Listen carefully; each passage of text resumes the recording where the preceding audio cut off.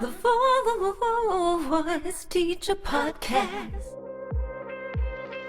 Hello, welcome to the Voice Teacher Podcast. I'm Sam Johnson, and I'm joined with Amy Geddes and our special guest, Richard Lissemore. Clap, clap, clap, clap, clap, clap, clap. Jazz hands. Amy, I think you just threw the sound out of whack. What happened? Sorry, I was trying to cheer for you. Here, okay, it's very high frequency. Well, that's your specialty, isn't it? Definitely. Beautiful segue. So, what got you into being a voice teacher? First of all, thank you for having me on the Tonight Show. I wanted to be on with Johnny Carson, but I missed it by a few years. I think he's dead, isn't he? I mean, I really missed it. I think he retired in 1992. Oh, retired from the show or retired from life? The show ended in 1992. Okay. Yeah. So, Yes. All right. So as we were saying before everybody came on here, see all the books behind me? This is how you intimidate people into thinking you know really what you're talking about. It's like, actually, there's even more books over there. So it's like, oh my goodness. It's like, yeah. So it's like super intimidation. So I like to do that before we start so everybody feels uncomfortable. Well, I'm intimidated. So the question, sorry, how did I go into voice teaching? We have to really start with my worst decisions in life. We can't Correct. start with something positive. No. Starting at the bottom. We gotta build things up. So I think I actually, aside from a student, I think I taught my first student when I was 27. I was, I had my very own first apartment in New York City in 1990. I rented a piano and I literally went around the neighborhood in some places and made little signs, with the little pull-off tabs with your phone number. Yeah, so that's how I started. And then like 3 years after that, later, I got my first job at an institution. It was not a psychiatric institution. That was the second job. So the first one was the American Musical and Dramatic Academy. So just some background for anyone who doesn't know Richard. Richard has been teaching for a minute now. I think at least a minute, like you said. So 31 years, I guess. And you are a PhD. How close to your PhD are you? My official thing is candidate, right? So that's what we call it. That's a PhD candidate is anybody who's sort of passed their qualifying exams and is done all the way up to the person who's the day before they defend. So that covers an awful lot of ground. And I'm like at the very end. I'm at the very end writing. It's really, I'm sort of in the formality phase. I feel confident I can say that. It's a formality. And it's in speech science, is that correct? So it's in speech language hearing science. Typically in that realm, it's those departments are all either speech language hearing science or communication sciences and disorders. Those two names sort of they're like optional names for those departments. So I teach in basically a department that trains speech pathologists and audiologists. That's where it is. But the program itself, the PhD program that I have been in, is not a clinical program. So there are speech pathologists in the program doing PhDs, but there are also linguists and speech scientists and hearing scientists. So like all hearing scientists are not audiologists. Audiology is the clinical correlate of that. So it's a big mixture of, it's a lot of very, very smart people. Don't ask how I got in there. That's why you have all the books, right? I'm bankrupt. Well, that's those books over there. That's those guys over there. So yeah, behind me is like music. So I'm like still got my the music hat on. But Richard has also been my voice teacher for the last few years and has been wonderful, just wonderful. Why did you tell people that? Do you know, it's like I'm going to get hate mail because of this. Yeah, because they'll listen to me and then be like, "How dare?" They'll be like, "Exactly. What were you thinking?" I need Richard to be my voice teacher, I think. Because when Didn't you write to me once about that, Amy? Yes, I did. And then at the time you were not like jazzed about doing online lessons. And then I got all intimidated. Isn't that true? Look what COVID did to all of us. Right? Isn't We're so it good unbelievable? Right? Now that's all I prefer. I'm like, I don't want to see you in person. Everybody. You're going to breathe on me. You know, that's what we should actually talk a little bit about. We should talk about the sort of the efficacy of online lessons. So like what's good and what's not good. That's a really good conversation. This is just an interesting general thing. How we can all develop in life. We think we know who we are. We think we know where we're going, when actually most of the time we don't. So we have these ideas, and listen, I had pretty good reason to feel pretty confident about those ideas. It's not like, oh, I had no idea what I was doing. So good ideas about it, but then you go, oh, it's that whole, man plans and God laughs thing. It's like, you don't know what's going to happen. And look what happened. So what happened was I was, I always saw myself as this in-person guy, right? Like my power, if you will, was in person. And by that, I just mean my sort of emotional power. I'm an in-person kind of guy. Like when I walk in the room, I'm good in the room and I'm good with people. And my work was always mostly Broadway professionals, a small number of kids, small, but usually they were professionals too, or like really close to, or prepping for a college audition, but mostly pros. So it was like that in-person thing was vital. So that's where it was, right? And then, of course, COVID happens. And I felt the same way about my university teaching. So, I teach science courses to speech pathology students. And I always thought I was the classroom guy. I'm the classroom guy. I mean, give me a clicker and a PowerPoint in a big room. And when COVID hit, when COVID hit, I was teaching an anatomy and physiology class with 90 undergrads in a large underground auditorium. The university closed the day before I was giving an in-person midterm exam to 90 students in anatomy and physiology. The students thought this was the greatest thing that ever happened in their entire lives. Yes. They did not know this was going to turn into the worst thing that happened to New York in everybody's lifetime. But that night they thought it was oh my God, it was like a permanent snow day. Anatomy and physiology midterms not happening. So what does Lissemore have to do? Spend the next 5 days buried in my computer, figuring out how to change an in-person exam to an online exam for 90 students. All right, so what's great about online teaching? Here's what I learned. What did I learn in 2.5 years? Online teaching technique, vocal technique, a cappella, because it's really the best way it works.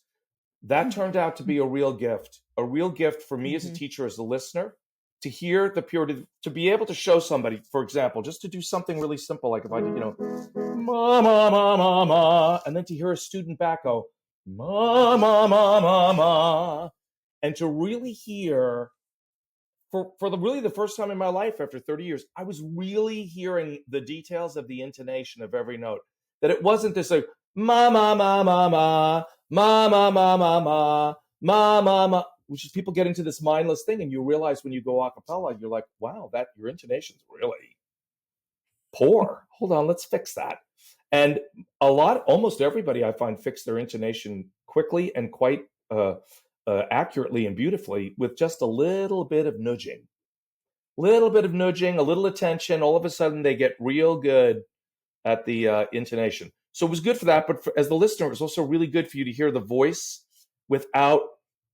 To this day, like I have students who are in colleges, and sometimes they'll send their recordings back of a lesson. I'm sure you guys have this too. And they said, and it's just shocking how loudly, the voice teachers on the other end doing this, and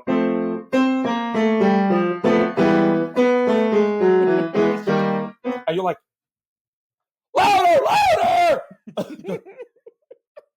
It's like, holy crap. So it's like, wow, they really didn't get the they didn't get the memo on that, right? Whereas I'm like, oh, so that's the first thing that I think I've really learned is this. And for students to really learn to sing with technique over a range, an extended range, right? That 2+ octaves without the support of accompaniment, they start to sing very, very well. And that's now how I make really my living. Isn't that a riot, right? A few years ago, not so into online lessons. I think actually, Amy, I'm not so into you. You're so rude, Richard. But, wait, I thought you were amazing. Amy, it's because I'm a middle-aged gay man. You're misunderstanding. Sam, how come these beautiful women never quite pay attention? What's the problem there? Next question, Amy. Why did you want to take lessons from Richard? How did that even start? Because Richard helped me hit a note that I'd never before hit in my life. I am dead serious. It was the G6. And I had never done that. And like, I thought maybe a couple times in college I topped out at an F, but this was like after giving birth to 4 children. Your voice is, not as tiny as it is when you're like 18. So have you hit a G6 since October No, 2018? no, I don't think I've even Oh tried. my. What song am I going to hit it in? I don't really sing that kind of repertoire. All right, let's do it right now. Let's go. Here we go. What am I going to sing? I'm not really warm. We'll do another time. Another But time. I would love that. What is do you have any like specific approaches for getting all the way up there? Like what are some of your go-to tools for helping people who you're like, you can definitely get up there, but they don't think it? Yeah, and how did you asking? Who's that question for? That's for Richard. For you, But, Richard, for you. Yeah, like why, I mean, how did you know that it would go there when you took me there? Obviously, that was 4 years ago. How would you remember? Well, I think that's a great question. In general, I think that the really good singing teachers sort of, we have principles that we apply, right? And there's so much we try to learn in terms of pedagogy, voice science, all these things, but there's this huge other element to it, right? Which is the human being in front of us and the human being who we are. So this part we're not trained in, right? This sort of intuitive sensibility. What's the sound we're hearing? What's the sound this person's releasing? How easy does it seem to be for them? Right. So I never like race through to the top. It's like, let's just see what happens. Right. And I sort of my general philosophy, and I think a lot of people would sort of probably agree with that or have the same philosophy, is this idea that, the voice, if you apply these principles, the person in front of you and their voice is going to show you. By the way, I believe the person and their human spirit and their voice or their soul, it's all the same thing. And that the voice becomes a problem when it becomes a thing that the human spirit is trying to do instead of an expression of who the spirit is. And I think that technically becomes an issue. So one of the things I look for is who is this person, right? And who are they? Who are they? We don't even get overly deep about it. It's just people start to just tell you who they are. What's their history? What's this? Then, like, for example, if we started, now I don't remember exactly what we did, Amy, to get there 4 years ago, right? So it's like, but I can, sort of guess, and I'd be like, okay, so there must have been things that was like, and this was in public, right? It wasn't in private. This was in front of 50 people or something. So it's like, I can only assume. So the basic timbre color of the voice was like, okay, so she's a soprano for sure. So when you're listening quickly, you're like, okay, lyric soprano. So it's like this, okay. Lyric, the question now is, well, how high is she? So as we go up, it's like if you have a soprano who's like, flying right up to B flat 5 or C6, that you're like, okay, all's well in the world. How you doing there, Amy? And you're probably like this, great. So if you're great, if you're great and I'm great, what do we do? Proceed. Proceed. And if we come up against a little something that needs a tweak, you might try to tweak.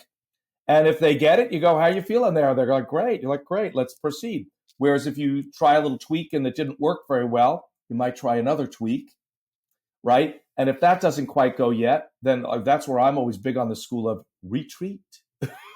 Retreat. When I watch a lot of singing teachers work, I'm like, you missed the retreat button, right? You kept proceeding when you probably should have retreated. Right? You didn't have a really good bunch of reasons to keep going.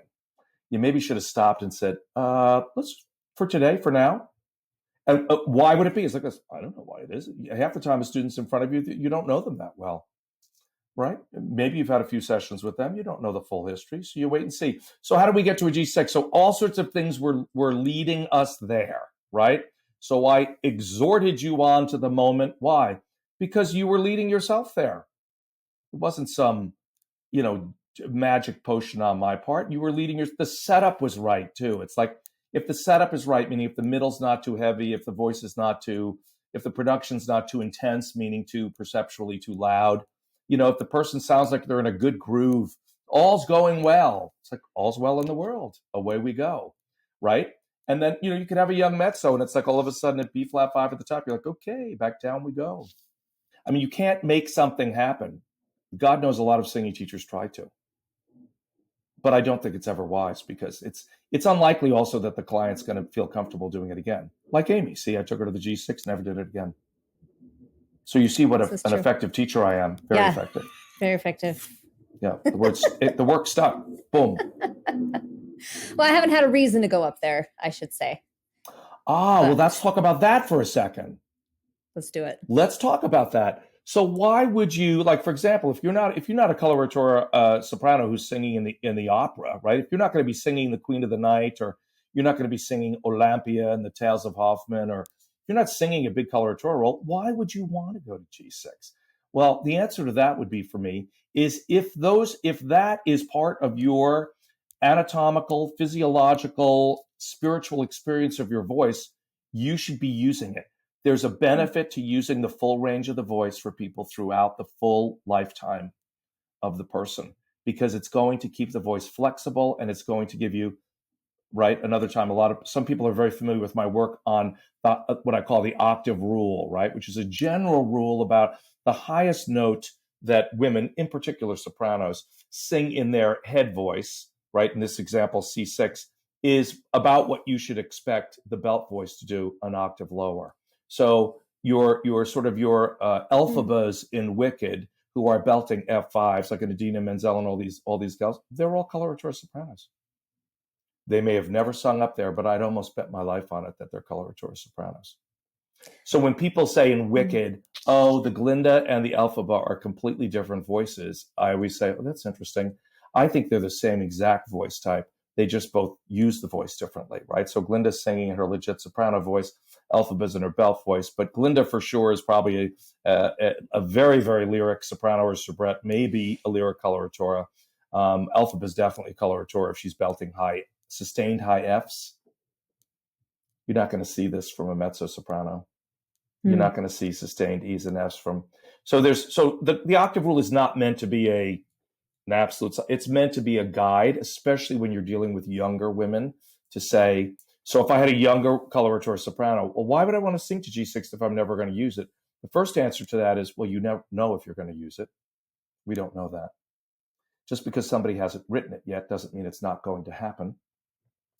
And you're going to want that, because that's going to have a lot of impact on your high belt voice an octave lower.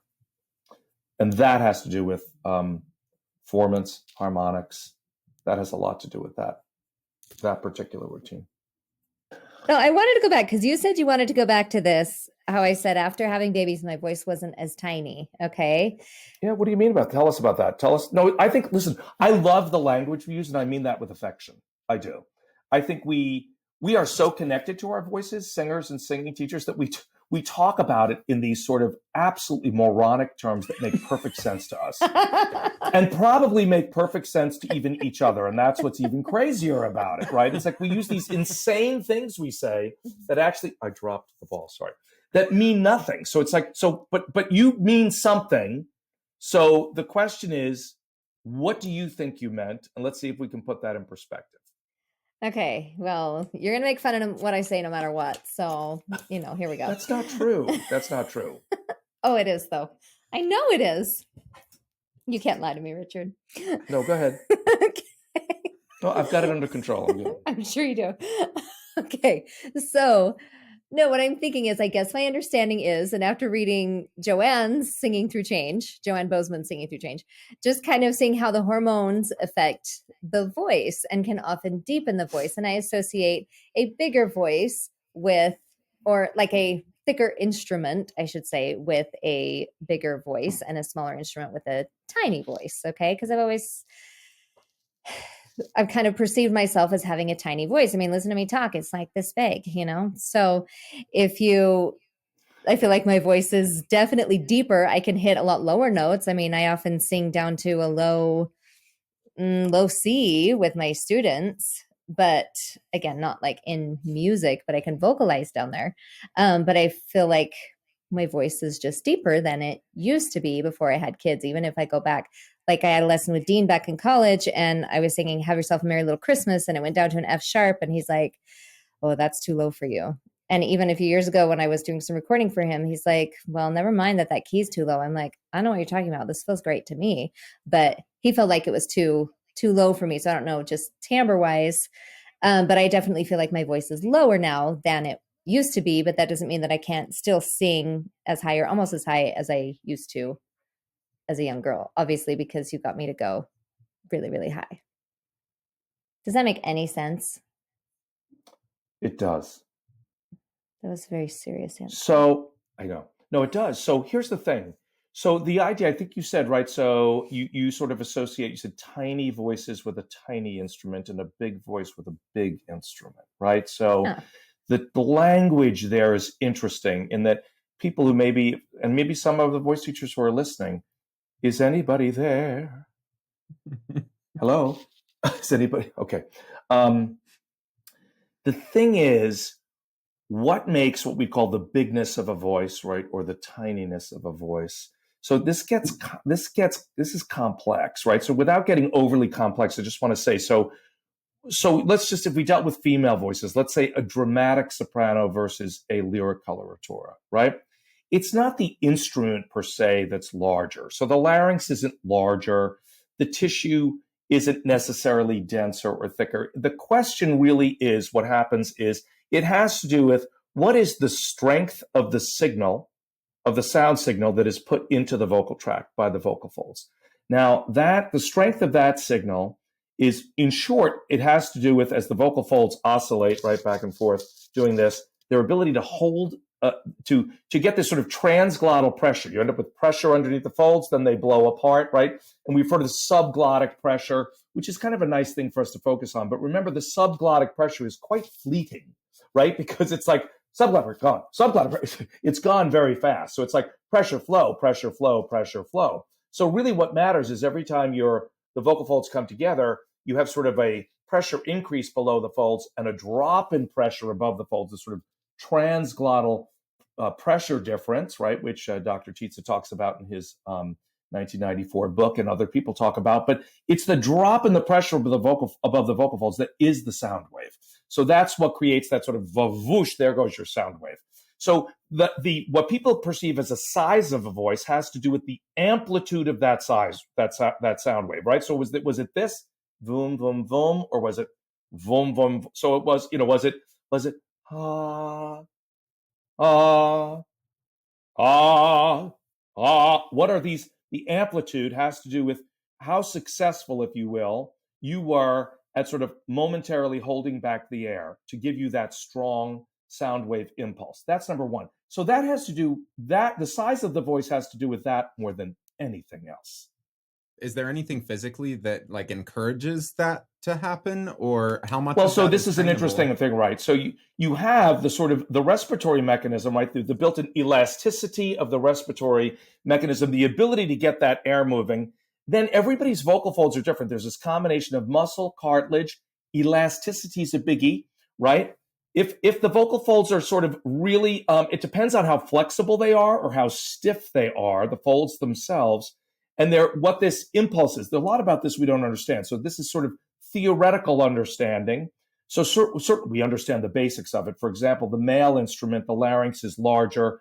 There's more mass to the vocal fold tissue, so therefore it oscillates at a lower frequency. So if these are male vocal folds, full tissue, and let's say the female tissue was not as dense, so it was like that, right? So you could do this more frequently than you can do this, because to do this takes longer than to do this, right? So this is higher frequency than this. So ergo, we end up with, say, the female voice is higher frequency in general than the male voice because of the size of the instrument, the density of the vocal fold tissue, etc. But you can have a male voice that's relatively weak compared to a very strong female voice, right? So what I wanted to tie back to was Joanne's book and the hormones, which of course is a very interesting topic. But what one has to keep mindful of is, in addition to the hormones, you also just have general aging issues, which are basically not quantifiable. But what you would be looking at, for example, and this is why you feel your voice is lower, Amy, and all females would say, now some females, for example, cigarettes and alcohol will lower the voice 1, 2, 3, because they will thicken the tissue, and there you go.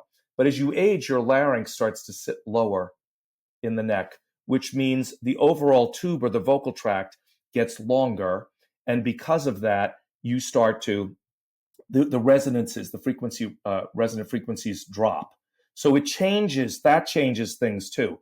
But really what changes here is the mechanics of the vocal fold tissue. And that has a hormonal aspect to it, for sure. But it's very hard to unpack that from general aging issues, as well as from, for example, other medications that people tend to be on as they age in their late 40s and 50s, which includes everything from antihistamines to blood pressure medication to glucose monitoring, all these different medications that people might end up on. But there's just, even if they're not on that, again, we still have general aging issues. And an important point that I like to make about aging is this, is that the developmental processes of the human body continue up until about the ages of 22, 23, 24. And then there's a little period of plateau where sort of a status quo for a few years. And then the process of aging begins in earnest. So for most people by their late 20s, certainly early 30s, the aging process has begun. And by the time you get to the mid 40s, the aging process is very, very well underway and has definitely made its impact known. This is why, for example, in the classical voice realm, most classical voice singers are retired in their mid 40s. Anyway, so I think those issues are interesting about the hormones and stuff, but there is general aging stuff. But I think a lot of it can be maintained with good vocal technique. I do have a question. In your career, what's like one thing that you think was the most impactful on getting you to where you are now? That is tough because there's, boy, I mean, it's a great question, but it's tough. So can I say a couple things? Okay, Yeah. so I'm going to say a couple things. I'm taking a couple things. So my college voice teacher, Valerie Goodall taught me about joy, taught me how to be joyful as a person, as a teacher, as a singer. And I think that's worth $1 million. And I think it's worth $1 million to give your students. You know what I mean? Valerie was like, she was very into, she was a Bert Coffin acolyte and had done her master's degree with him at Colorado. So we used the whole chromatic vowel chart was our technical guide. But at the end of the day, Valerie Goodall was like, you get out, go. And I'd get out there and I'd sing my head off and she'd be like this, woohoo! You know, I mean, and to this day, Valerie Goodall's 86 years old and living in Colorado and one of my dearest mentors in the whole world. And she taught me how to be funny and joyful and have that. So I think that's amazing. Orrin Brown at Juilliard taught me so much about the value of the light mechanism, incorporating the light mechanism. So that's a major. And if I were to pick another couple, I mean, Don Miller, Donald Gray Miller of Resonance and Singing was a major mentor of mine who brought me into speech science and asked me to organize the first singing voice science workshop and just gave me this incredible, he saw it in me, tried to get it off the ground for 20 years and couldn't get anybody, saw in me the ability to do it and hooked me up with Steve Osting out at Montclair State and was like, do you think you could work with Osting and pull this off? And I said, yeah, and we did. And, you know, and here 10 years later, there's this Singing Voice Science is now its own freestanding company and the workshop's just a part of it. And so there's all these different, and then Doug Whalen, who's my advisor at CUNY, who just really took me under his wing as a major scientist and linguist. And so for me, that's a tough one to answer for just one. And it would be very tough for me to pick one of those over. I mean, if I had to pick one, I'd probably go with Valerie Goodall and the Joy, because I think if you have that, you can figure out a lot of other stuff. But those other things are so important to who I am. Cool. You know, could you tell us a little bit about the Singing Voice Science workshop and when the next one is coming on for anyone who might be interested? So you can go to singingvoicescience.com, singingvoicescience.com. So that is now an online educational company, basically, that as soon as I finish this dissertation and can kind of get myself together, it's going to have different elements to it, lectures and courses and guest lecturers and some individual events, some course things, a thing that I'm developing called PhD Homeschool, which is where we would review research papers.